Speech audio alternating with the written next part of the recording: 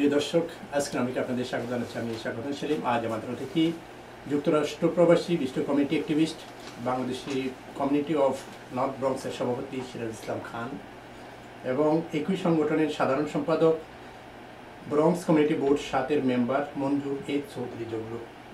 স্বাগত, দুজনকে স্বাগত। প্রিয় দর্শক, আজ আমরা কথা বলবো তাদের যুক্তরাষ্ট্রে দেখা, যুক্তরাষ্ট্রে থাকা, যুক্তরাষ্ট্রে বসবাস করা, দীর্ঘদিন কমিউনিটি নিয়ে কাজ করা, এসব বিষয় নিয়ে কথা বলবো এবং দেশ নিয়েও তারা কি চিন্তাভাবনা করছে সেই বিষয় নিয়ে আমরা জানবো। আমি প্রথমে সিরাজ ভাইকে দিয়ে শুরু করতে চাই, যে আমরা শুরু করবো এমনভাবে যে যুক্তরাষ্ট্রে আপনি অনেক আগে আসছেন, 1996 সালে যুক্তরাষ্ট্রে এসেছিলেন। সেই বিষয়টা দিয়ে যদি তখনকার কমিউনিটি কেমন ছিল, আসার পর কীভাবে এখানকার জীবনযাত্রা শুরু করেছিলেন, এর আগে বাংলাদেশে কী করছিলেন, সেই বিষয়ে যদি শুরু করেন। বিসমিল্লাহির রহমানির রহিম। আসসালামু আলাইকুম। আসলে আজকের এই বর্তমান প্রেক্ষাপটে, বর্তমান আমেরিকা এবং আমি যখন অলমোস্ট 20 বছর আগে যখন আসছি, অবশ্যই তফাৎ আমি ফিল করি। তার কারণটা হলো, যখন আমি 1996-এ আমেরিকা আসি, তখন লোক বল আমি ডিবিতে যদিও আসি, প্রথম ডিবিতে, এর আগে আমার জানার মতো উপিওয়ানে আসছে, আর বাকি যারা আসছে কিছু কিছু লোক স্টুডেন্ট ভিসা এবং ভিজিট ভিসা নিয়ে যারা আমাদের আগে আসছে। বাট আমাদের কমিউনিটিতে মোটামুটিভাবে আমার জানার মতে বা দেখার ফলশ্রুতিতে আমি এইটুকু বলতে পারি যে ডিবি হওয়ার পরেই কিন্তু মোটামুটি আমাদের কমিউনিটিতে লোকজন বাড়ছে এবং ডিবি থেকে যখন আমরা 5 বছর পরে সিটিজেন হই, সিটিজেন হওয়ার পরে আবার আমরা ইমিগ্রেশনের অ্যাপ্লিকেশন করে আমাদের লোকজন আত্মীয় স্বজন আসতেছে, এইভাবে করতে হইতে হইতে মোটামুটি এখন বিস্তৃত বাংলাদেশি এলাকাতে যেদিকে তাকাই সেদিকে আমাদের মনে হয় যে আমরা বর্তমানে বাংলাদেশি আছি। একটা আমি মনে করি নিউ ইয়র্ক সিটিটা একটা ছোটখাটো বাংলাদেশ হিসাবে পরিণত হয়েছে, কারণ আমরা যেখানে যাই অনেক আমাদের আগে যারা আসছে তাদের কাছ থেকে গল্প শুনতাম যে আমরা 1981-এ আসছি, 82-এ আসছি, বা যখন আমরা আসছি তখন এই বাংলায় কথা বলতে হইলে ডাউন টাউনে যেতে হতো, কিন্তু আমাদের আর এখন ডাউন টাউনে যেতে হয় না।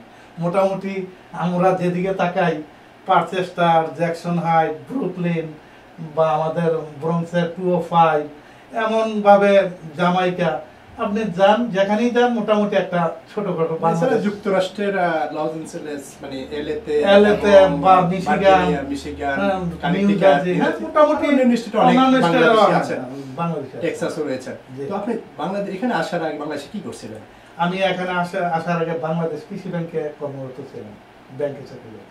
এখানে আসার কিভাবে শুরু করলেন প্রথম জীবন? এখানে আমি যখন আসি, আমি ডিবি পাওয়ার পর আমি ডিবিতে, আমার ডিবি অবশ্য একটু লেট হয়ে গেছে যদিও, মানে আমি প্রথম দিকে ডিবি পাইছিলাম কিন্তু আমার ডিবিটা সেকেন্ড লেটার পাই নাই। পরে যাই সামহাও আমি চেষ্টা করার পরে সেকেন্ড লেটার পাওয়ার পরে ভিসা নিয়ে 96-এর ডিসেম্বরে এখানে যখন আসি, আইসা মোটামুটি আমি একটা জবই 17 বছর করি, যে সেটা হলো অনেকেরই, অনেক বাঙালি জানে যে ওই 72 অ্যান্ড ব্রডার কর্নারে গ্রেস পাপায় আমি ওইটাতে প্রথমে আমার কর্মজীবন আরম্ভ করি এবং দ্বিতীয় ধাপে আমি স্টেট ম্যানেজার হই এবং ফাইনালি আমি ম্যানেজার হিসাবে ওখানে বেশ অনেক বছরই কাজ করছি। পরে ওখান থেকে চাকরি ছেড়ে দিয়ে আমার নিজের ব্যবসা, জ্যাকসন হাইট ফুড কোর্ট, অনেকেই জানে, যদিও এখন আমার নাই ওইটা, এবং আমার নিজের একটা 99 দোকান বলছে, এই দুই ব্যবসার সাথেই জড়িত ছিলাম। তা এখন আসি নিজের কিছু ব্যবসা প্লাস নিজের পার্সোনাল দিয়ে এখন ছেলে মেয়ে নিয়ে এবং বিভিন্ন সংগঠনের সাথে সম্পৃক্ত। আমরা সংগঠনের কথা শুনবো, বাংলাদেশি কমিউনিটি অফ নর্থ ব্রঙ্কসের যে সভাপতি হিসেবে দায়িত্ব সেই বিষয়ে শুনবো। জগলু ভাইয়ের কাছে ঠিক একইভাবে জানতেছে, আপনি আসেন আরো আগে, OP1-এর প্রথম বিয়ে সম্ভবত 1989 সালে। তো আপনি এখানে আসার আগে বাংলাদেশে কি করছিলেন এবং এখানে আসার পর কিভাবে শুরু করলেন? আসসালামু আলাইকুম। থ্যাংক ইউ শাকত ভাই। প্রথমেই আমি ধন্যবাদ জানাই আপনাকে যে আমাদের মিলেনিয়াম টিভিতে আমন্ত্রণ দেওয়ার জন্য। আসলে আমি 1989-এর নভেম্বরে এই দেশে আসি OP1 ভিসা নিয়ে। আমি OP1 প্রথমে আমি আসলে আমার আঙ্কেল এখানে থাকতো, ওনার অ্যাড্রেসে, উনি আটলান্টিক সিটিতে থাকতো, অনেক দূরে। আমার মনে হয় যে আমি এয়ারপোর্টে নামছিলাম, নামার পরে ওইখান থেকে ইয়েলো ক্যাব দিয়ে আমরা দুজন চলে যাই আটলান্টিক সিটিতে। নেওয়ার জন্য কেউ আসেননি? কেউ আসে নাই। যে ওই দূর সম্পর্কে এক মামা, আপন মামাও থাকতো আটলান্টিক সিটিতে, উনি আসে নাই, বাট উনি পুরনো ছিল এখানে। আমরা আমার মনে হয় 350 টাকা দিয়ে তৎকালীন সময়ে আমি ওইখানে গেছি আটলান্টিক সিটিতে। ওইখানে 1 মাস থাকলাম। তখন আমার মামা বললো যে এখানে তো কেউ নাই বাবা, আর আমি এখানে আসি, আর আসার পরে আমি নিউ ইয়র্কও যেতে পারি না, তুমি নিউ ইয়র্কে যাও, তোমার আঙ্কেল আর একজন আছে আমার চাচা আনসার হোসেন চৌধুরী, ওনার করে আমি নিউ ইয়র্ক থেকে ওখানে 1 মাস থাকার পরে আমি ওখানে কোনো কাজ করছিলেন নাকি? কাজ করি নাই। উনি বললো যে বাবা তুমি এখানে শুধু কাজ হইছে আটলান্টিক সিটি কাসিনোতে, বাট আমি তোমাকে কাসিনোতে দেব না, তুমি সিটিতে যাও, তুমি চিনো মানুষ জানো। আমি ওইখানে 1 মাস পরে চলে এলাম আর এখানে গান হিল রোডে আমি থাকতাম একটা মেসে। এখানে আমরা ছাড়া শুধু নর্থ ব্রন্সে আমরা ছাড়া এখানে আর 1-2টা ফ্যামিলি ছিল, আর কেউ ছিল না তখন, বাঙালি। তখনকার আমরা ব্যাচেলার থাকতাম 8-10 জন, 3টা রুমে আমরা এই ব্যাচেলার থাকতাম। ভাড়া কেমন ছিল? ভাড়া ছিল তখন 3 বেডরুমের তখন ছিল 750 টাকা 3 বেডরুম, আমার যদি মনে না হয়। এটা আমি এখন জিজ্ঞেস করছি, এটা 2200 চলে গেছে।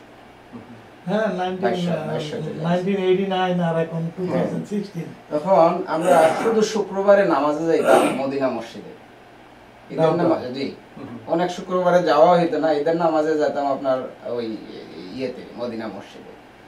আর আমার ভুল যদি না হয় তখন ওইখানে আপনারা মনে আছে বোম্বে বাজার করে একটা গ্রোসারি ছিল, ওইখান থেকে আমরা মান্থলি ডেলিভারি আনতাম, 1 মাসে একসাথে নিয়ে আসতাম আমরা। তখন এই ডেলিভারি শেষ হইলেও এখন আমরা খাবো কি, তখন আমরা পাশে ছিল কিউ ফুড, এখান থেকে মুরগ টুরগ নিয়ে আসতাম। বাঙালি বলতে কিছুই ছিল না। আমি রোড টেস্টটা দেবো, আমি কাউকে পাইনি, আমি গাড়ি রেন্ট করে রোড টেস্টটা দিছি। এরপরে এয়ারপোর্ট যাওয়ার সময়, এখন তো আমরা আজকে খান ভাই গেল যাইতো, সাগাত ভাই যাবেন আমাকে একটু দিয়ে আসেন, অনেক লোক মিলে, কিন্তু তখনকার টাইমে কেউ ছিল না। আর সাগাত ভাই বলছেন আমি দেশের থেকে আসার আগে আমার একটু বিজনেস ছিল, এটা ডেকোরেটার্স বিজনেস, মৌলভীবাজার শহরে সবই জানতো। আর একটা ভিডিও বিজনেস ছিল এখানে, ভালোই চলছিল। এরপরে ইন্টারমিডিয়েটটা আমি দিলাম পাশাপাশি দিয়ে, তখন আমি এই দেশে চলে আসি। হ্যাঁ, পরীক্ষা করে চলে আসি, মৌলভীবাজার কলেজে ছিলাম আমি, আর সদর আমার বাসা মোটামুটি। তখন এই দেশে চলে আসি। আসার পরে দেখলাম যে এই দেশের পরিস্থিতি দেখার পরে অনেক কষ্ট হলো। আমি একজনকে জিজ্ঞেস করলাম যে আমি লাইসেন্স লওয়া পরে আমারই রুমমেট যে আমি একটু এয়ারপোর্টে যাব, আমাকে একটু রাস্তাটা বইলা দেবে। উনি বললো যে যাও এয়ারপোর্টে গেলে তুমি আর ঘুরে আসতে পারবে না, তুমি হারানো যাবে, একটা ভয় দেখাই দিল। তখনকার আসলেই মানে কার কাছ থেকে সাহায্য নিব, কিভাবে যাব। আর তখন আপনি শুনছেন বোধহয় অনেক লোক ওপিওনে এরপরে 91 আসছিল, কাজ না পাইয়ে। তখন খুব অভাব ছিল কাজের, কথা বলা। তখনকার মানুষ, একজন লোক কোন এলাকার জানি, আমার মনে হয় ব্রন্সেরই, উপর থেকে ফাল দিয়ে আত্মহত্যা করছে, জানালা জব না পাইয়া। খুবই কষ্ট ছিল মাঝে লাইফটায়। তখনকার থেকে আমার মনে একটা, বিশ্বাস করেন, একটা আসলো আজ পর্যন্ত। আমি ওই সেদিনে মানুষকে হেল্প করে না আসলে, মানে বাঙালি ছিল, তারা কোনো তথ্য দিয়ে ছিল না। আমার পারচেস্টারে ছিল আমার ফখরুল চাচা, এখন যে আগের মসজিদের প্রেসিডেন্ট ছিলেন। জি জি, ওনাকে এখনো আমি কৃতজ্ঞ জানাই, ওনার সাথে আমি এখনো আছি। ওই ওনার আগের এইটা দিতে, যে লোকটা আসতো হেল্পফুল, যে লোকটা নতুন আসতো, আমি দেখছি আমার চোখে যে ওইখানে চলে যাও, ওই আমাদের এইখানে দিত আমার আনসার চাচার রেফারেন্স, ওইখানে চলে যাও, উনি পাঠাই দিছে ওইখানে। এইভাবে আমি দেখছি মানুষের দুঃখ দুর্দশা। তার জন্য আমি আজকে কেন আমি ওই আমার খান ভাই একটু আগে বলছে এখানে আমি আছি সবার সাথে, কি ধরনের হেল্প করা যায়, আমি ওইটা আমার মাথায় রেখে দিয়েছি সেলিম ভাই, যে মানুষের কিভাবে হেল্প করা যায়, রাতের 3টা 2টা 1টা কি বিপদে পড়ছে, নতুন মানুষ কিভাবে আইছে, কি করা যায়। এর জন্য আমার মেইন উদ্দেশ্যটা ছিল যে এইটাই, যে আমি ওই আমার সংগঠনটা করছি, যে এই সংগঠনের মাধ্যমে আমি মানুষকে হেল্প করব। আপনি কিন্তু আজকে দেখেন যারা আজকে আমার ওই যে আমার ভিতরে যেটা লাগছে নতুন আইসা, আমার আজ পর্যন্ত জ্বালা রয়ে গেছে, নতুন লোক আসা যে আপনি সামান্যতম হেল্প করেন, আপনি চিরদিন মনে থাকবে যে ওই লোকটা আমার এইটা করছেন। আপনি অ্যাটলিস্ট আমাদের কাছে কিছু নাও পান, তাহলে আল্লাহর কাছে পাবেন, এটা ডেফিনেটলি। তো ওর এরপর থেকেই আমি একটু এইভাবে সামান্য সামান্য যতটুকু করতে পারি আর কি, মানুষের মেডিকেল, মানুষকে ফুসটাম অফিসে নেওয়া বা মানুষের ঘর নিয়ে দেওয়া। আমি আসলে সংগঠনের উদ্দেশ্য বা ব্যক্তি কোনো সংগঠনে করুক না, আমি আমার ব্যক্তিগতভাবে আমি ব্যক্তিগতভাবে এইটুকু করতে আমি খুবই পছন্দ করি, বিশ্বাস করি। আজ পর্যন্ত আমি এটাই নিয়ে আসছি আর দেখি মানুষের জন্য কি করা যায়। সিরাজ ভাই বলছিলেন যে ব্যবসার কথা, ব্যবসা নিয়ে আছেন এবং পাশাপাশি সাংগঠনিক কর্মকাণ্ড নিয়ে আছেন। তো যে সংগঠন Bangladeshi community of north Bronx, সেটা যদি গোলার কথা একটু বলেন, কিভাবে সেটার সাথে আসলে সেটার সাথে সম্পৃক্ত হয়েছি। আমি যখন 96-এ আসি তখন আমারই এই জগলু ভাই, আর এই যে উনি বললো যে ওনার চাচা আনসার চৌধুরী, আমি আসলে জগলু ভাই হয়তো ভুলে গেছে এইটুকু বলতে যে আমি যখন 96-এ আসি তখন আল্লাহর বেহেশতে আমার এক ভাই ছিল সিলেটের, উনি জামান ভাই, এই জগলু ভাই এবং জামান ভাই আমাকে আসলে যেই পরিমাণ হেল্প করছে সেটা আমার জীবনে কোনো ভুলার না। জগলু ভাই মিডল অফ দ্য পয়েন্টে আমরা আইসা যখন বাজার করতাম, ওই জ্যাকসনাইটের মাঝে মধ্যে যাইতাম, পার্টস এক্সট্রা ছিল ফসরা গোসারি, আর এই জগলু ভাই এবং জগলু ভাইয়ের মামা, যেই মামা নিয়ে ওনাকে এই আটলান্টিক থেকে এখানে পাঠাইছে, পরবর্তীতে আমার মনে হয় উনিও শিফটে নিউ ইয়র্কে চলে আসছে, আইসা সেবা গ্রোসারি নামে ওনারা একটা ওনার ছিল জগলু ভাই এবং ওনার মামা। এবং এই আমাদের অত্র এলাকাতে সেবা গ্রোসারি আর ফসরা ছাড়া আর কোনো গ্রোসারি ছিল না। আমরা বাজার করতে হলে এই দুই গ্রোসারিতে করতাম, আর পরবর্তীতে হয়তো মদিনা গ্রোসারি এই জগলু ভাই মনে করেন ওই যে আমি ওনার প্রতি তখনই আমি দুর্বল ছিলাম যে ওই যে গোসাইতে বাজার করতে গেলে দেখা যায় একটু বাজার করলে ভাই আমি দিয়ে আসি, আমি ভাই এই তো অল্প আমি দিতাম, না না না একটু আপনার লোক আলাপও করি, একটু দিয়েও আসি।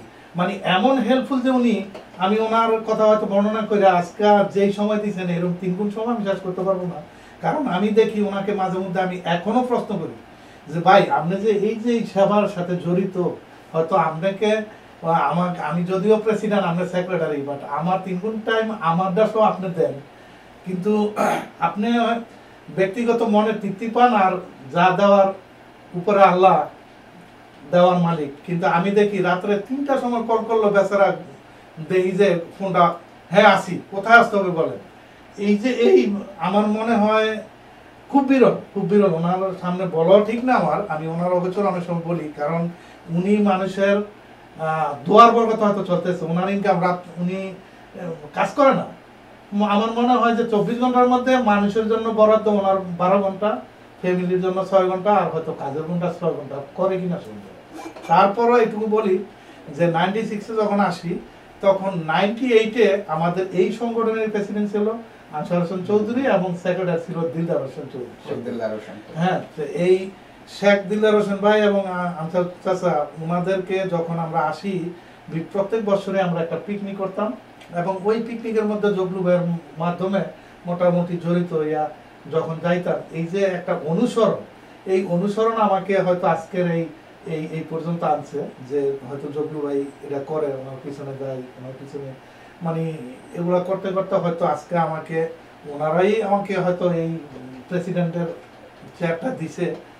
তো আমি এইটুকু মনে করি যে কারোর কিছু দিলে হয়তো কারোর কাছ থেকে কিছু পাওয়া যায়, কারণ আমিও এই জগলু ভাইকে অনুসরণ করিয়া এই আমার এলাকাতে বর্তমানে মনে করেন আমরা যখন আসছি তখন হয়তো হাতে গোনা হয়তো 30-35 ফ্যামিলি হবে নাকি জগলু ভাই, 30-35 ফ্যামিলি হবে 96-এ বাঙালি আমরা অত্র এলাকায়। বাট আমাদের এরিয়াতে কিন্তু আমার জানা মতো এখন ধরেন ফোরাম, কিংবিরি, জেরুম এবং আমাদের 205 মিলায়া আমার মনে হয় 4-5 বাঙালির নিচে হবে, আরো বেশি হবে, আরো বেশি। বুঝছেন, আমরা বাৎসরিক একটা মেলা করি আমাদের এই সংগঠনে, হয়তো আপনারা যান, বুঝতে পারেন কি পরিমাণ লোক আছে। তারপরেও আমার এলাকার, আমার থানার মোটামুটি আমারও ছিল আমার এলাকাতে প্রায় 40-50 ফ্যামিলি, আমি তাদেরকে আনছি, রাখছি, সব প্রোভাইড করছি, এখন সবাই এস্টাবলিশ। বাট একটা জিনিস হলো যে আমি যদি আপনাকে সালাম দেই, আপনি জবাবে আলাইকুম সালাম, এই জিনিসটা বলবেন, এইটাই হওয়া উচিত। তবে আমি দোয়া করি আমার জগলু ভাইকে আল্লাহ তৌফিক দেয়, এবং সাথে যারা আমরা আছি ওনার মতো এরকম অনুসরণ করে যদি আমরা একজনের আরেকজনকে সেবা দিতে পারি, তাহলে আল্লাহ হয়তো আমাদেরকে বদৌলতে অনেক কিছু দিবে। জগলুল ভাই, যে সিরাজ ভাই বললেন যে আপনার গ্রোসারির কথা, গ্রোসারিটা কিভাবে শুরু করলেন? এবং গ্রোসারি ব্যবসাটা শকত ভাই, গ্রোসারি ব্যবসাটা ওই আমি গান হিলে ওটার পরে অনেক পরেই করছি, 1996 এ খবর না, 1996 তো আমি আসি, আসার পরে গ্রোসারিটা আমরা বোধহয় 1996 এর প্রারম্ভে করছি, প্রথম আমরা আইসি আপনাদের এটা পাইছি, প্রথম দিকেই পড়ছি। দেখলাম যে আমাদের এলাকায় আসলে 205 এ আমি প্রথম গান হিলে উঠছি, 205 এ দেখলাম যে কোনো বাঙালি গ্রোসারি বা কেউ কথা বলার মতো কিছু নাই। আমার একটাই চিন্তা ছিল যে একটা গ্রোসারি হলে এখানে লোকজন আসবে, বসবে, আমাদের একটা মিলন মেলা হবে, এখানে চার ব্যবস্থা করবো, এই করবো, ক্যারেম বোর্ড করবো, পিছনে এই আশাতেই গ্রোসারিটা করা। কিন্তু এটা মূলত পাকিস্তানি গ্রোসারি ছিল, তারা ইয়ে করতো। আমরা এটা তৎকালীন সময়ে আমার মনে হয় আছে, দোকানে কিছুই ছিল না, 95-এর দিকে এটা 38,000 বা 39,000 দিয়ে নিয়ে নিয়েছিলাম। পরবর্তীকালে এখান থেকে শুরু, এরপরে আমি আরেকটা করছি, এটা থেকে আরেকটা আমেরিকান গ্রোসারি করছি, করার পরে অনেক দিন চালাইছি, 10টা ফ্যামিলি নিয়ে চলছি। পাকিস্তানি বেশি ছিল আমাদের এদিকে, তখন পাকিস্তানি লোক বেশি ছিল, পাকিস্তানি দিয়ে ব্যবসা করতাম। আর তৎকালে ওই 205 আর গানহিলে কৃষ্ণাঙ্গের অনেক অনেক উৎপাত ছিল। আমার মনে হয় না যে আমার গ্রোসারিতে অনেকবার হামলা হয়েছে, আমরা এটা প্রতিরোধ করছি। তখন রাত্রে আমরা কাছ থেকে যাইতাম, যখন আরেকজনকে ফোন করে বলতাম যে আমি আসতেছি, তুমি একটু বাইরে বার হবো, আমি বার হই। আমার সেক্রেটারি, আগের সাবেক সেক্রেটারি যে উনি বলছে যে ওই সংগঠনের শেখ দিলদার হোসেন সাহেব, আমার মনে হয় সকালে আসতেছি 4টার সময় কাছ থেকে গাড়ি চালাই, উনি গাড়ি চালাইতে 205 তৎকালীন সময় আক্রমণ করছে, সরাসরি ভাবে আক্রমণ করছে, ফোন করছে, আমরা রোড টোড নিয়ে বার হইছি, বারোটির পরে ওনারের ভিতরে নিছি। এইভাবে গান হিলে অনেক অনেক অনেক হয়েছে এইভাবে। আর একবার আমারও উপরে আক্রমণ হয়েছে, গান হিলে কাছ থেকে আসার পরে, অনেক আগার পরে পেপারে এগুলো দিছিল, বা যারা আমরা থাকছি সবার উপরে আক্রমণ হয়েছে। আমার চাচা ছিল একজন এলাকার সুরুক চাচা, উনি রাত 4টায় কাজে যাইতো, এই উনি কাজে যাওয়ার সময় 10টা টাকা আলাদা পকেটের উপর করে নিয়ে যেত, যে বাবা আমি ধরলে ওদের জন্য টাকাগুলো দিয়ে দিলাম।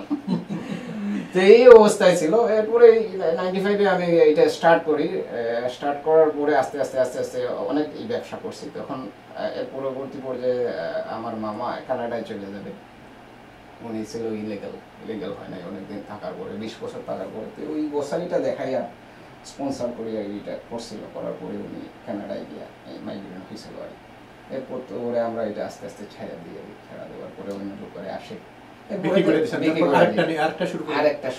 পাশাপাশি আরেকটাই আমেরিকান। এটা পরে আস্তে বিল্ডিংটায় আপনার আগুন লাগার পরে ওইটাই জ্বলে গেল, বিল্ডিংটা হয় নাই, তখন আমরা ওইটা ছাইড়া দিলাম আস্তে আস্তে।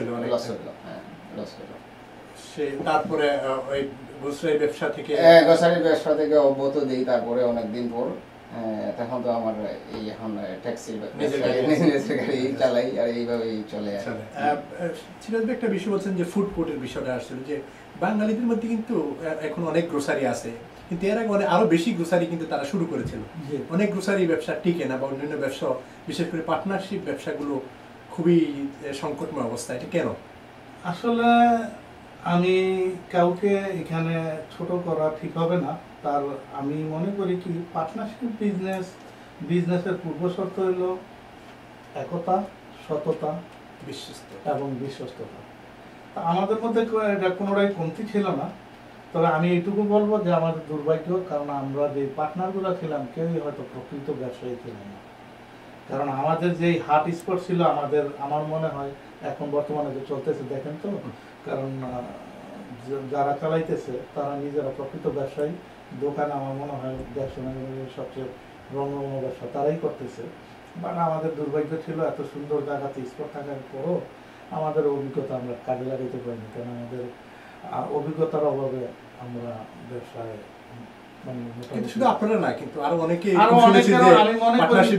আমাদের পার্টনারশিপ ব্যবসার মধ্যে আমরা বাঙালিদের বললাম তো, একটা হইলো অনভিজ্ঞতা চর্চা, দ্বিতীয় হইলো যে সে ব্যবসা করতে পারে না, ব্যবসা না জানলে। যেমন জগলু ভাই যেটা বললো, ওনার ব্যবসাটা কিন্তু অ্যাকচুয়ালি মূলত আমি মনে করি আজকেও থাকতো যদি ওনার মামা মাইগ্রেশনে কেনাডা। এক্স্যাক্টলি কিন্তু তখন ওই আমলে যেই চলা চলছে না এক সাইডটা, কারণ কোনো গ্রোসারি ছিল না ওনাদের এটাতে। পাকিস্তানিরা আমাদের বাঙালিতে 3 গুণ ছিল এবং ভালো ব্যবসা হয়েছে তখন।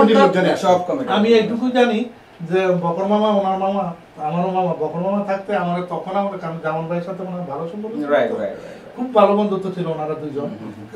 সেই সুবাদে আমি খুব রিলেটেড জগলু ভাইয়ের সাথে এবং ওনার মামার সাথে।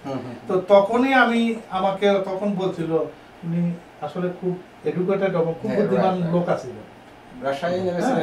হ্যাঁ, উনি রাজশাহী থেকে মাস্টার ডিগ্রি ছিল, তো উনি খুব জ্ঞানী লোক ছিল, কথা অল্প বলতো এবং মানুষকে টেকনিকটা ছিল যে কিভাবে মানে হ্যান্ডেল করা যায়, কাকে বাস্ট করা যায়, এই বিজনেসের টেকনিক ওনার ছিল। ওনার কাছে গেলে বাজার করে বাজেট নিয়ে যাইতাম, হয়তো দেখা গেছে 50 টাকা, দেখা গেছে ওনার টেকনিকের কারণে বাজার দেখা গেছে 100 টাকা নিয়ে নিছি। বলতো যে ভাই টাকা ব্যাপার না, যান আপনি। হ্যাঁ, তো এই যে একটা টেকনিক এই বিজনেসের, এটা কিন্তু একটা বড় টেকনিক। এই টেকনিকটা হয়তো অনেকে জানে না। তা আমরা হয়তো এটা একটা, আর আরেকটা জিনিস হলো আমাদের বাঙালিদের মধ্যে মনে করেন অনেক সময় পার্টনারশিপের একটা ওই যে যেটা দুর্বলতা কাজ করে, অনেকের সাথে অনেকের বনাবনি হয় না বা বিশ্বস্ততার উপর একটু টানা পড়ে, এর কারণে অনেক ব্যবসা টিকে না। হ্যাঁ, তো আমাদের বিজনেসটা অ্যাকচুয়ালি আমাদের পাটনা মোশারফ ভাই মারা গেছে, হালাল ভাই বিশ্বাস ছেড়ে দিয়ে গেছে, আর আরেকটা ছিল ইন্ডিয়ান আমাদের একটা পান্ডা ছিল, ওর একটু আচার ব্যবহারও লোকজন একটু অসন্তুষ্ট ছিল। এই বিভিন্ন কারণে আমরা একটু মাইর খেয়ে গেছি। তো সব মিলে আমি এটুকুই বলবো যে আমাদের দুর্ভাগ্য ছিল ব্যবসা ছাড়তেছি। জগলুবে যদি বলেন যে পার্টনারশিপ ব্যবসা টিকে, মানে বেশিরভাগই কেন টিকে না বাঙালি কমিউনিটি? ব্যবসাটা আমার খান ভাই বলছে যে আসলে এইভাবেই আপনার পার্টনারশিপ করতে গেলে আপনার মনটা অনেক উদার রাখতে হবে, ছোটখাটো বিষয়ে এক পার্টনারে একটা জিনিস বললো, খান ভাই আমাকে বললো, আজ দেখেন খান ভাইয়ের সাথে আমার 96 তো আজ থেকে সম্পর্ক রয়ে গেছে। এইভাবেই কেন রয়ে গেছে? মনটা ওনার উদার। আমি এইভাবে বলি অনেকে, অনেক সময় আমি ওনার প্রতি অনেক সময় অনেক অনুষ্ঠান করি, আমি ওনাকে একটা রাগ করেই বলি যে খান ভাই কি করেন কি না করেন, কিন্তু উনি উদার মনে সাদরে বলে যে ধর জগলুল ভাই তো আমার মন থেকে বলে নাই।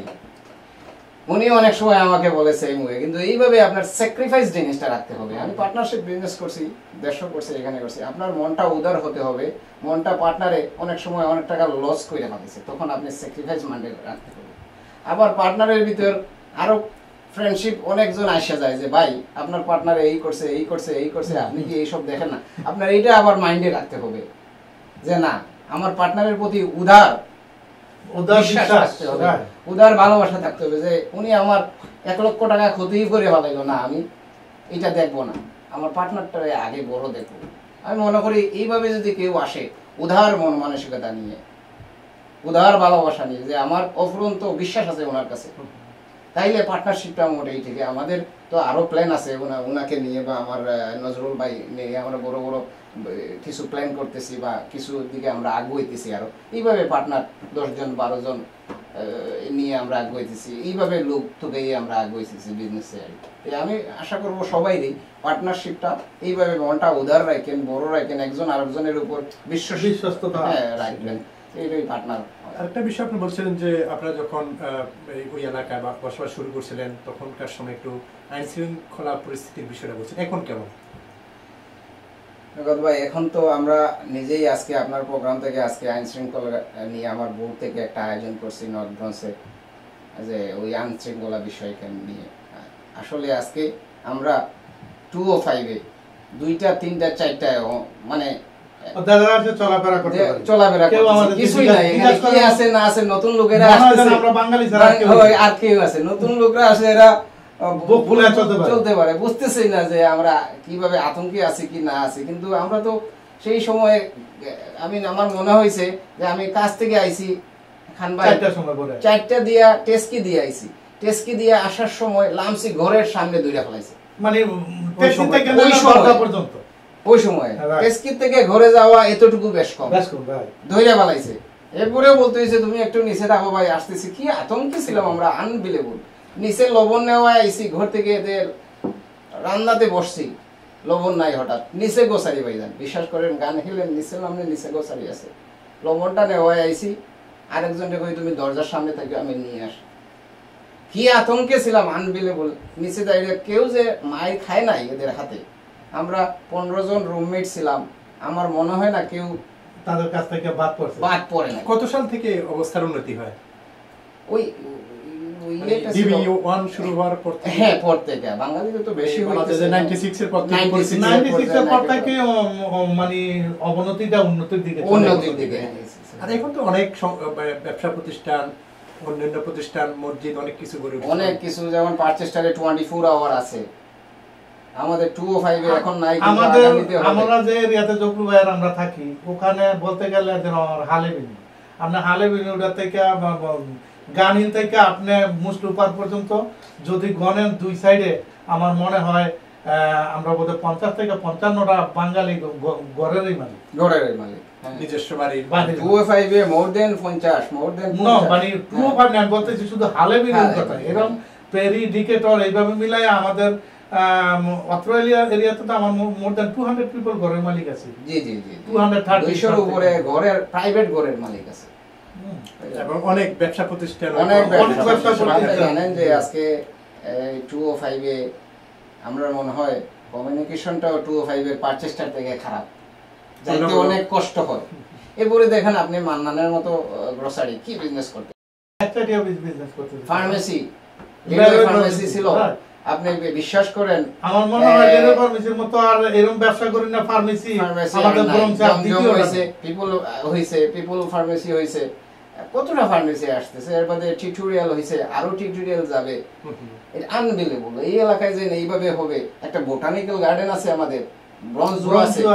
আমি যে লাস্ট ইউনিভার্সিটি পাশে, আপনি আমাদের সার্কুল আসছে, আমাদের কমিউনিটি বোর্ড 7 এ, এখান থেকে কিন্তু অনেক জিনিস ফাঁস হয়ে যায় আসছে। আপনি আনবিলিভেবল, আপনি শুনে খুশি হবেন যে এখানে 300 কক্ষের বোটানিক্যাল গার্ডেনের পাশে একটা হোটেল আসতেছে। 300 কক্ষের হোটেল আসতেছে খান ভাই।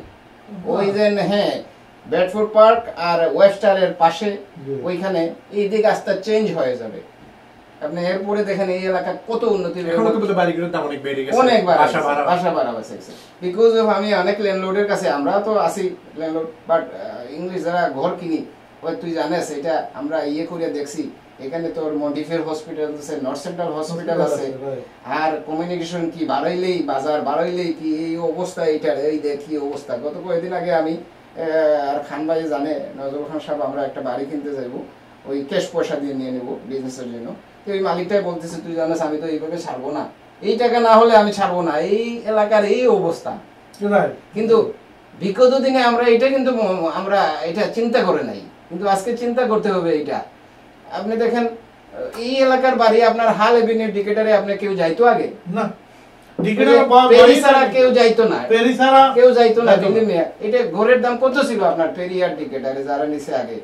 90,000, 95,000, 1 লাখ, 1,20,000, হাই এখন 5 লাখের মতো। এখন 5 লাখ। আর পাওয়া যায় না। আপনি একটা ঘর যদি বেচার নাম লয়, তোমাকে 25টা কাস্টমার আছে। আমি খান ভাইকে বলি না, ডিকেটার এভিনিউতে একটা ঘর আছে, এখানে আমি গেছিলাম, মালিকের সাথে বললাম, কইলো ওই দেখ লিস্ট দেখাইলো তোদের কত বাঙালি আছে। আমার 570 দাম ছিল, আরেকজনে আইসা 580 অলরেডি বলে দিছে, তুই এর উপরে তুই যাবে নি। আমি বললাম নামটা লিস্টটা দেখে বললাম আমি আর যাবো না, তুই তাদের কাছে বেঁচে বলা, আমার আমি করে নিব না। আমার জগলু ভাই বাড়ি আছে বংশে, ওই যে মান্নার ওনার বাড়ি আছে, কিন্তু বাট ওনার স্যাক্রিফাইস মনটা দেখেন কত ইয়ে। আমি যেই ঘরের বর্তমানে মালিক, এই ঘর আমার এই জগলু ভাই কিনে আসছিল। যখন আমি বললাম যে ভাই আমার হয়তো এই ঘর পছন্দ করছে, উনি সবকিছু ওনার নামে ফাইনাল। দুর্বলতাটা কোথায় আসে মানুষের, আপনি এটা একটু চিন্তা করতে হবে। তখন আমার জগলু ভাই বলছে, খান ভাই আপনি যদি বাড়ি কিনেন, আমি সবকিছু কথাবার্তা পাকা করছি, আপত্তি নেই, বাট আপনার বাড়ি দিয়ে এবং সেই বাড়ি ওনারই নেওয়ার কথা ছিল, আমি নিছি। বলছে যে আপনার নেওয়া যে কথা, আমার নেওয়ার একই কথা। মানে ওনার যে স্যাক্রিফাইস কি জিনিস, আর মনে করেন ওই যে কিছুক্ষণ আগে সকল বাঙালির মধ্যে কিছুক্ষণ আগে জগলু ভাই বললো যে আমাকে উনি যদি মনে করে যে আমার 1 লাখ টাকা উনি ক্ষতি করছে, বা আমি ওনার যদি 1 লাখ টাকা ক্ষতি করি, এই আমাদের সংগঠনের আমি প্রেসিডেন্ট, একটু ব্যস্ততা থাকে, অনেক সময় মিটিং এ ডিউ টাইমে যাইতে পারি। আমার উনি ওই সকাল থেকে কলের উপর কল রাখে, যে আজকে এখানে আসছি, ও অন্তত 20 বার কল দিছে, ভাই আপনি কিন্তু সময় মতো, মানে আমি সময় মেনটেন করতে পারি না, একটু ব্যস্ত বেশি থাকি। আমাকে এই যে মনে করেন আমার কাজগুলো সব উনি চালায় নেয়, বা আমার যে মানে আমাকে কখনো বসতে দেয় না। বাংলাদেশি কমিউনিটি অফ নর্থ ব্রঙ্কসের আপনাদের বর্তমান কার্যক্রমটা কি এবং আগে কি করছেন এখন কি করছেন? আমরা আমাদের এই কার্যক্রমের আমাদের এই বাংলাদেশ কমিউনিটির যেই আমাদের সমিতিটা আমরা করছি, প্রথম মূলত হলো আমাদের ভ্রাতৃত্ববোধ, বন্ধুত্ব, আত্মীয়তা, এবং আমাদের দেশ থেকে কোনো লোক আসলে, সেটা আমার সেক্রেটারি মহোদয় আছে জগলুল ভাই, উনি এয়ারপোর্ট থেকে গাড়ি দিয়ে আনা থেকে অভ্যর্থনা থেকে দইরা ঘরে রাখা, খাওয়া এবং চলার পয়সা দেওয়া, আনটিল তার একটা কাজে যোগদান না দেওয়া পর্যন্ত তার পিছনে আমি আছি।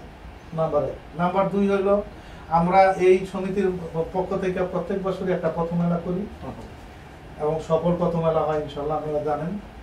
দ্বিতীয়ত হইল আমরা বিগত দিনে সবসময় পিকনিক করছিলাম, মাঝে 2 বছর একটু গ্যাপ দিছি, তা আবার আমরা একটা বনভোজন করব, মাঝে মধ্যে ওয়াজ করাই, মাঝে মধ্যে আমাদের এই সংগঠনের থেকে যে কোনো লোক বিপদে পড়ে বাংলাদেশে চিকিৎসার জন্য, বিয়ে দিতে না পারলে, গরিব যারা বিয়ে দিতে না পারে, আমার জগলু ভাইয়েরতে আসে, আমারতে আসে, বা যারা আমার কাছে বর্তমানে একজন বাংলাদেশে কল করছে, তার 2টা কিডনি নষ্ট হয়ে গেছে, আমি জগলু ভাইয়ের কাছে আবেদন করছি, চিন্তার কোনো কারণ নাই। বিভিন্ন মসজিদ মাদ্রাসা সাহায্য সহযোগিতা হইলে জগলু ভাইতে বললে, আমারতে বললে, বা আমাদের নজরুল খান আছে, আরো আমাদের সদস্য আছে, রহিম ভাই যারা আছে, কারোর কাছে কোনো আবেদন আসলে সাথে সাথে আমরা একজন আরেকজনের কাছে শেয়ার করি, এবং ইচ্ছাদান যার যেই পরিমাণ তৌফিক আছে, তো তা তো জগলু ভাইয়ের মাধ্যমে আসেই, বরঞ্চ প্রয়োজনে যদি অন্য কারো হেল্প লাগে, ওইটার বিনিময়ে গরিব মেধাবী ছাত্র বিয়া এবং মসজিদ মাদ্রাসা থেকে ধরে চিকিৎসা, এই ধরনের সামাজিক, এবং আমরা হয়তো জগলু ভাই আরো বিস্তারিত আপনাকে বলবে, কারণ উনি হ্যান্ডেলিংটা বেশি করে আমার থেকে। যেমন মনে করেন আমরা রানা প্লাজা যখন হয়েছে, তখন এখান থেকে আমাদের সমিতি থেকে আমরা কত টাকা দিচ্ছি, 7 লাখ টাকার মতো আমরা এই সমিতির মাধ্যমে আমরা বাংলাদেশে এই জগলু ভাইয়ের নিজ হাতে উনি বিতরণ করে আসছে। তো এইভাবে সেবামূলক কাজ আমরা করি। আমাদের আসলে মূলত মোস্ট ইম্পর্টেন্ট হলো দেশ থেকে একটা নতুন ফ্যামিলি আসলে তাকে একটা বাসা নিয়ে দেওয়া, একটা কাজ ঠিক করে দেওয়া, একটু হেল্প করা, এইটা জগলু ভাই দৌড়ে করে। আমার যদি সাহায্য লাগে চেষ্টা করি, এবং আমাদের যারা আছে সম্মিলিতভাবে সবাই করি, এবং সেবামূলক যে কাজগুলো আমরা বললাম, ইনশাল্লাহ আমরা যতদিন ইনশাল্লাহ আল্লাহ আমাদেরকে তৌফিক দেয়, এই সমিতির মাধ্যমে সেবামূলক কাজ হবে। জগলু এটা শুরুটা কিভাবে করলেন আপনারা? শুরুটা আমি সকাল ভাই বলি, ওই আমার মনে হয় কত সালে হবে এটা শুরু করছেন আমরা 1995 বা মানে আপনি আসার আগে বছর? হ্যাঁ, মানে সমিতিটা কয়েকজনে মিলে 1995 তখন রেজিস্টার্ড হয় নাই, ওনারা কিছু লোকে বৈশা আলোচনা করছে। তো মূলত কার্যক্রমটা আরম্ভ হয়েছে আমি আসার পর থেকে। হ্যাঁ, 1995 থেকেই বলতে হবে পরিকল্পনাটা, বাট কার্যক্রমটা 96 থেকে আমরা ওই মনে হয় ইয়েটা আরম্ভ করি। হ্যাঁ, পিকনিকটা আরম্ভ করছি আমরা 97 থেকে। বলে আমাদের তো কোথায় জায়গা নাই, চলেন একটা কিছু করি, সবাই ধরতে বলতে বলে চলো পিকনিকটাই স্টার্ট করি। তখন আমরা প্রথম পিকনিক 97 হ্যাঁ, ওই প্রথম পিকনিকটা করি। পরে সবাই ধরলো, মায় মুরব্বী যারা কয়েকজন আমরা ছিলাম।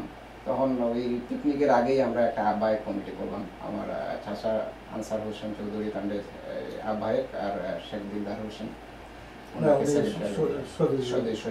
দিয়ে আমরা শুরু করলাম। শুরু করে প্রথম পিকনিকটা আমরা যাই, তখন একটা মিলন মেলা হলো। আমার মনে হয় প্রথম স্কুল বাস মনে হয় কয়টা স্কুল বাস, হ্যাঁ 4টা স্কুল বাস দিয়ে আমরা পিকনিক আরম্ভ করছি। পিকনিক আরম্ভ করলাম বিয়ার মাউন্টেন, খুব সুন্দর পিকনিক হয়েছে, এবং এত আনন্দ করছি সেই পিকনিকের মতো এরকম আনন্দ এখনো পিকনিক পাইনি। হ্যাঁ, ওই পিকনিক থেকে আমাদের স্টার্ট হলো, খুবই ভালো লাগলো, খুবই এনজয় করলো সবে আর ছাড়লো না যে না এটা দিয়ে আমরা আগে যাই, ওইটা দিয়ে আমাদের স্টার্ট। ওইখান থেকেই পরে আমরা একটা কমিটি করলাম, ওনারা দীর্ঘদিন আসলো, প্রেসিডেন্ট সেক্রেটারি। পরবর্তীকালে বললো যে আমরা তো আর হয়ে গেছে, আরেকজনের কাছে দেওয়া লাগবে, আমাদের কাছে দিয়ে দিল। আর আমাদের ওই পিকনিক থেকে আসার পরে একটা চিন্তা ভাবনা হলো যে না, শুধু পিকনিকেই সীমাবদ্ধ হলে চলবে না, আমরা তাৎক্ষণিকভাবেই সবকিছু করব। তখন ওই প্রথম আমাদের ওই যে রিলিফ ঘূর্ণিঝড় আসলো দেশে, যে তত্ত্বাবধায়ক সরকার ছিল আর্মির, তখনটায় আমরা তখন 2 লক্ষ কত হাজার সিরাজ বাইর করে একটা ফান্ড রেডি করি তাৎক্ষণিকভাবে। এই কিভাবে স্টার্ট করছি, পয়সা তো নাই, আমরা 4-5 জন সাথে সাথে বক্স নিয়ে ঘরে ঘরে চলে গেলাম, ঘরে গিয়ে ডোর ইয়ে করলাম, করতে করতে করতে করতে করে বিল্ডিং এ গিয়ে আমাদের এলাকায় 2 লক্ষ কত হাজার ওনার ইয়েতে টাকা বাংলাদেশি এইখানে ইয়ের অ্যাকাউন্টে পাঠিয়ে দিলাম। মইনুল সাহেব যে ইয়ে ছিল মাধ্যমে ওনার কাছে দেশেই পাঠিয়ে দিলাম। আর অনেক কাপড় তুলছিলাম, অনেক কাপড় আপনার এখানে রাখছিলাম, আপনার মনে আছে? পরবর্তী পর্যায়ে 12 লাগেজ, হ্যাঁ 12 লাগেজ। তখন কাপড়টা তোলাই নিয়ে একটা ইন্টারেস্টিং, আপনার যদি টাইম থাকে 1 মিনিট বলবো, একটা ইন্টারেস্টিং মানুষ স্বতঃস্ফূর্তভাবে আমাদের মা মহিলারা কাপড় ভরতে গেল।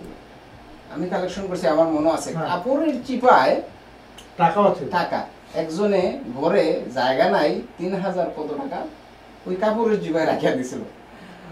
আর কাপড়টা ওনারে ঘরে রাখছিলাম। 2 দিন পরে একটা মনে হয়েছে যে কাপড়ের চিপায় তো ওনার টাকা রয়ে গেছে। আমারে ফোন করলো, ভাই আমার তো একটা মিস্টেক হয়ে গেছে, আপনারা যে ব্যাগ কাপড় দিছিলাম ওই কাপড় একটা ব্যাগের ভিতরে ছিল, এটা কোথায় নিয়ে রাখছেন?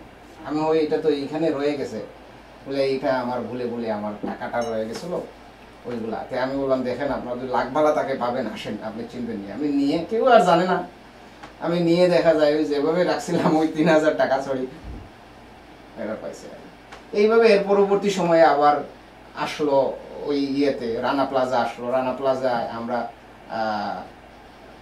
ধরেন 7 লাখ বা 6 লাখ এইভাবে না 6 লাখ টাকা আপনি নিয়ে গেছিলেন। পরবর্তীতে 2 জন লোক অতিরিক্ত হয়ে গেল, তখন আমি রাইডারটা আপনি আর নিজের টাকা থেকে ওইগুলা দিতে একটু লেট হয়ে গেছিল। কি কারণে আমি আপনাকে বলি যে আমরা দেশে পাইছিলাম, তখন বিএনপির আন্দোলনটা আসলো, টাকাটা দেওয়ার পরিবেশ নাই, তখন আমি নিজে এনাম মেডিকেল, আমার ভাই কাজেন একটা স্কয়ারের ডাক্তার ঢাকাতে, উনি এনাম মেডিকেল থেকে লিস্ট নিয়ে আসলো, জেনুইন লিস্ট নিয়ে আসিয়া আমারে বললো, টেলিফোন নম্বর সহ আমাকে বললো তুমি ফোন করো এখান থেকে, নিউ ইয়র্ক থেকে।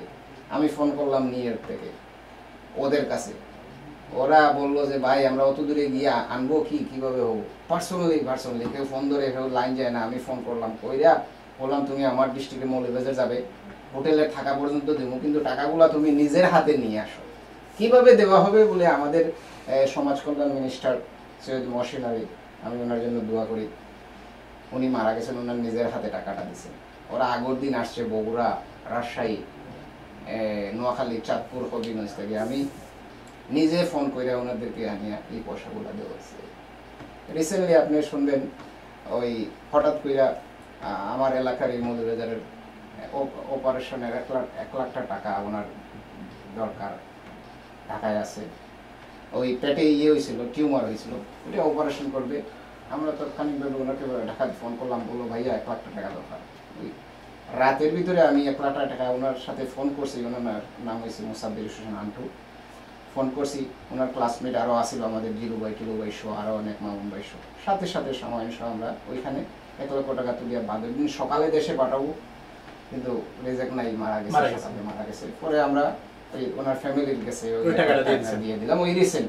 আমাদের সংগঠনের উদ্দেশ্য শুধু আমার না, যেগুলো সংগঠন আছে আমার স্পেশালি অনুরোধ থাকবো যে ওই জিনিসটা করার জন্য। আমরা ভাই কয়দিন আছি, আমরা চলে যাবো, আসলে বয়স কত হয়েছে চলে যাবো, কিন্তু আমরা যে ভালো কামটুকু করি ওইগুলা সবই মনে রাখবে একদিন, এই লোকটা এগুলা যাবে একদিন, এই লোকটা আপনাকে স্মরণ রাখবে। আমাদের উচিত সব সংগঠনের ওই কাজগুলা করার জন্য প্রথম। সেটাই সিরাজ ভাই, আপনি বলছিলেন প্রথম মেলাটা আপনাদের উল্লেখযোগ্য, প্রথম মেলা কি থাকে, এবার কখন হবে? এবার আমরা আশা করছি ইনশাল্লাহ 29শে মে আমাদের প্রথম মেলা হবে, আমাদের সেম জায়গাতে। তো সেটা হলো 205 street, 204 street, between Hall and Decatur. তো ইনশাল্লাহ প্রথম মেলাতে তো সচরাচর যে আমাদের স্টল থাকে, রকমারি কাপড় চোপড়, খাবার দাবারের স্টল, এবং আমার মনে হয় ইনশাল্লাহ প্রথম মেলা তো নিউ ইয়র্কে অনেকেই করে, কারণ আমরা যে প্রথম মেলাটা করি অনেকেই প্রথম মেলা করে নিজেদের, কেউ আছে নিজেদের আখের ব্যবসা বাণিজ্য বা আখের বিচারের জন্য। আমরা আমাদের সংগঠনের মাধ্যমে যে প্রথম মেলাটা করি, আমরা প্রথম মেলা নিজেরা পকেট থেকে পয়সা কিছু দেই, প্লাস ডোনেশনও বিভিন্ন দিকে পাই, আমাদের লেরো ফার্মেসি আছে আমাদের গোল্ডেন স্পন্সর।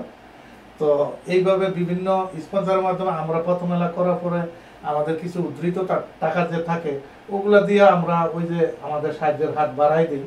তো আমি এইটুকু আবেদন রাখবো, আমরা যারা আছি আমাদের ক্ষমতার লড়াই বা আমাদের চেয়ারের লড়াই এই আদর্শ দিকে না তাকিয়ে আমি এইটুকু বলবো যে প্রত্যেকের সহযোগিতার হাত যদি আমরা বাড়াই দিই একজনে আরেকজনের প্রতি, তাইলে আমরা ইনশাল্লাহ ভবিষ্যতে আরো সুন্দরভাবে আমাদের এই বাংলাদেশি যারা কমিউনিটি বা নেক্সট প্রজন্ম আছে আমাদের ছেলে মেয়ে তাদের কাছ থেকে আমাদের সেই মানে আমাদের কমিউনিটির কার্যক্রমটা যদি পৌঁছে দিতে পারি, তাহলে আমি মনে করি যে আমরা না থাকলেও আমাদের এই বাংলাদেশি যেই পদুর্ভাব বা যেই বাংলাদেশি নতুন প্রজন্মের যেই আবির্ভাব আসবে, তারাও যদি আমাদের মতো এরকম আমাদের কমিউনিটিটা ছাপ ধরে রাখে, তাইলে ইনশাল্লাহ আমি মনে করব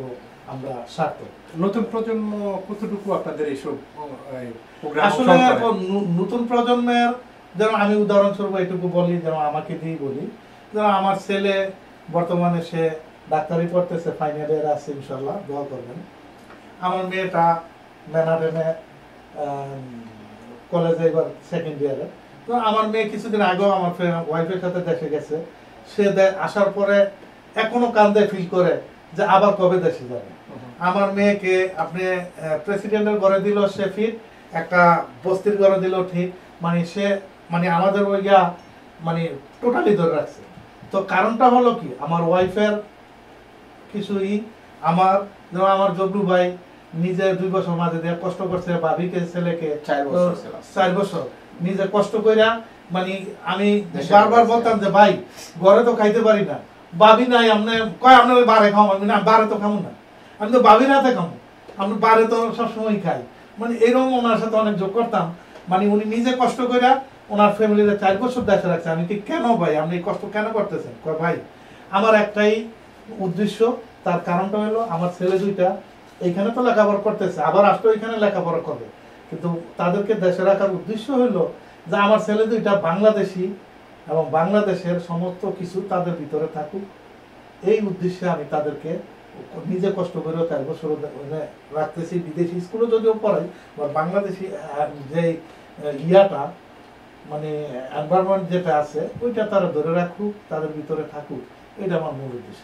তো এরকম আমি মনে করি যে আমরা যদি প্রত্যেকটা গার্জিয়ান বা আমরা যারা বাবা মা আছি তারা যদি পরবর্তী প্রজন্মকে আমাদের অ্যাক্টিভিস্টটা তাদের হাতে কিছু কিছু চর্চা করে রাখতে পারি, তাহলে মনে করি ওরা আবার পরবর্তী প্রজন্মকে আমাদের মধ্যে কিছু হইলেও তারা চর্চা করবে।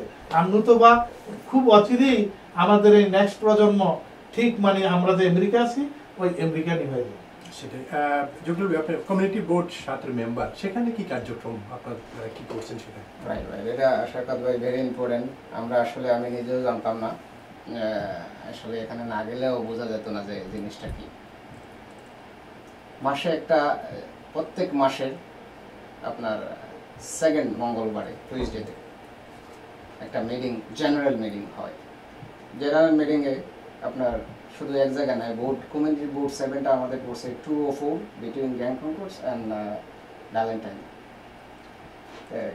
ওই জেনারেল মিটিং প্রত্যেক মাসে আপনার রাইটস আছে, আপনি কি আপনার ঘরের পাশে কি হইতেছে, কি প্রবলেম হইতেছে, সামনের সাউন্ডে আপনি বসতে পারেন না, সামনে পার্কিং এর প্রবলেম আছে, এতটুকু জায়গা আছে, এতটুকু জায়গায় পার্কিং করা যায় কিন্তু নো পার্কিং লেখে রাখছে।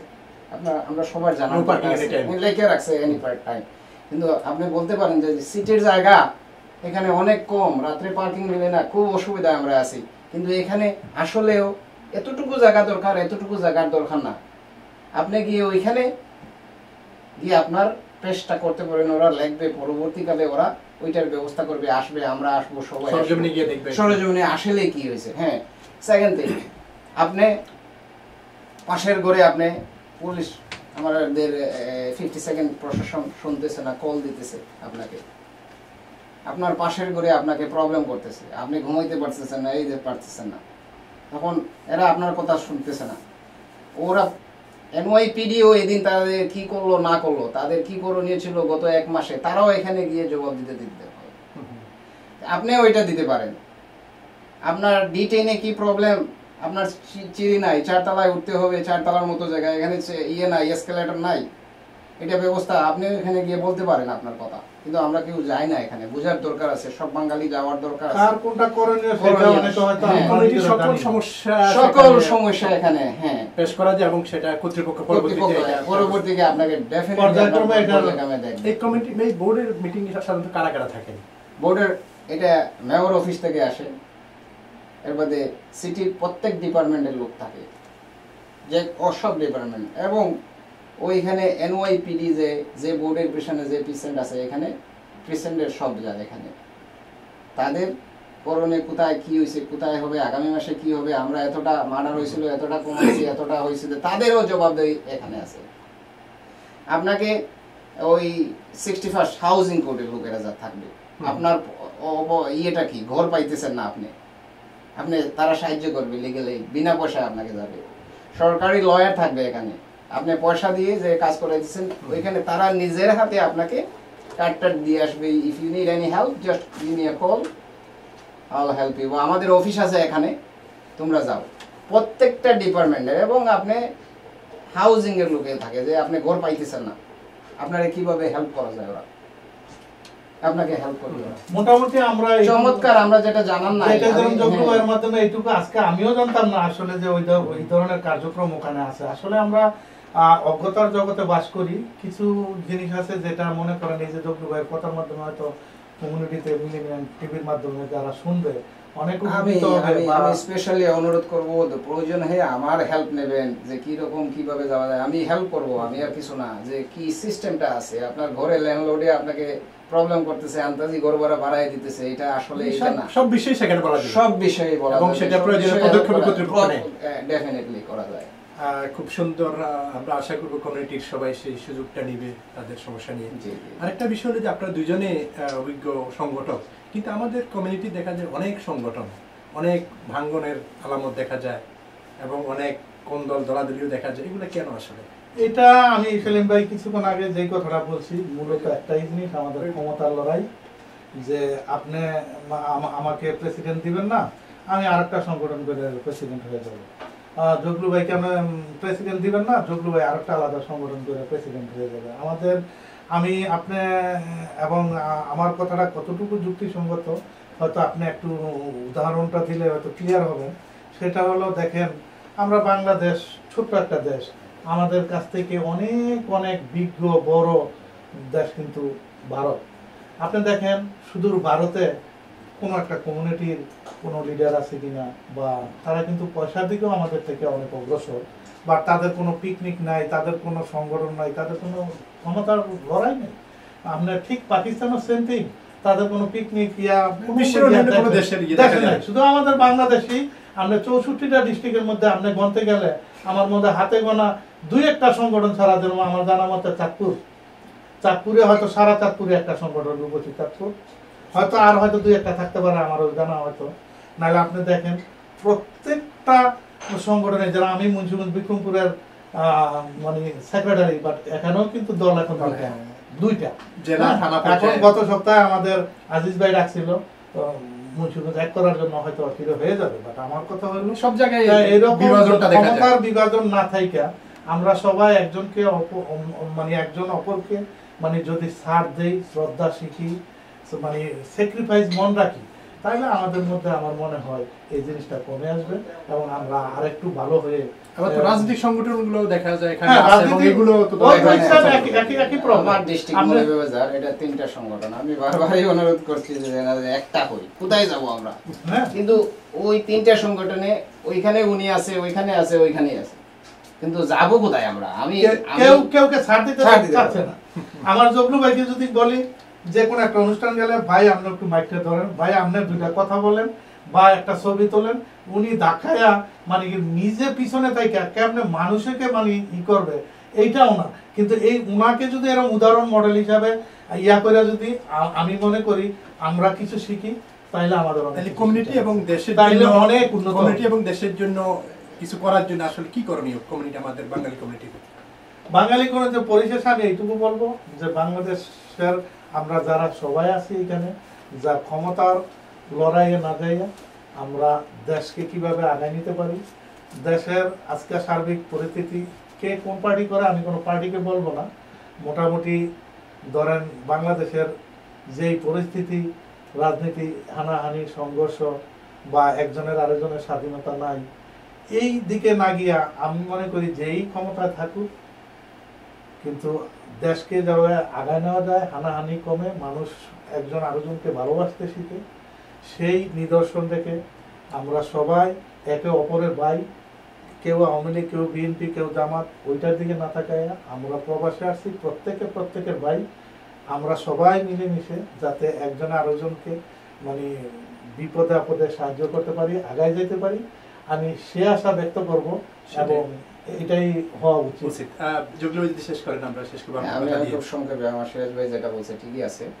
এই আমরা আসলে আমার ফ্রেন্ড একটা বলতো যে বাংলাদেশে ম্যাক পড়ছে, এখানে ছাতা ধরে লাভ নাই, আমরা এখানেই ছাতা ধরতে হবে, এখানের মেইন স্ট্রিমে যাইতে হবে, সেই রাজনীতি করে লাভ নাই। মেইন স্ট্রিমে গিয়ে দেশে করো, তোমার ছেলে আমার ছেলে সবাইকে নিয়ে করো, আর এত সংগঠন না করে আমি এটা একমত না যে এত সংগঠনের প্রয়োজন আছে। আমাদের দুইটা সংগঠন এটাই এনাফ, বাংলাদেশ সোসাইটি এবং জালালাবাদ, আমাদের দুইটা সংগঠনকে আগেই নিয়ে এই ছাতার নিচে আমরা থাকলে সবাই থাকি, তো অনুরোধ সবাই মেইন স্ট্রিমের রাজনীতিতে আসুন, দেখেন কিছু পাবেন আপনি, চিনবে। আমি এই 1 বছর আমি মজুমদার ভাইকে স্পেশালি থ্যাংক ইউ জানাই, আমাকে উনি উদ্যোগ করছে, উৎসাহ দিয়েছে। আমি এই টিভির মাধ্যমে, আপনার মাধ্যমে নাকি ধন্যবাদ জানাই আমার নজর ভাই, ওনারাই আমাকে আজকে এই পদে নিয়ে গেছে। আমার বাংলাদেশ সোসাইটির আজমল হোসেন কোনো ভাই, জালালাবাদ যখন উনি ছিল প্রেসিডেন্ট, আমি ছিলাম ক্যাশিয়ার, আমাকে সততা আদর্শ ওনারাই শিখিয়ে দিয়েছে কীভাবে চলতে হবে, কীভাবে এই সততা নিয়ে আমি আজকে আছি।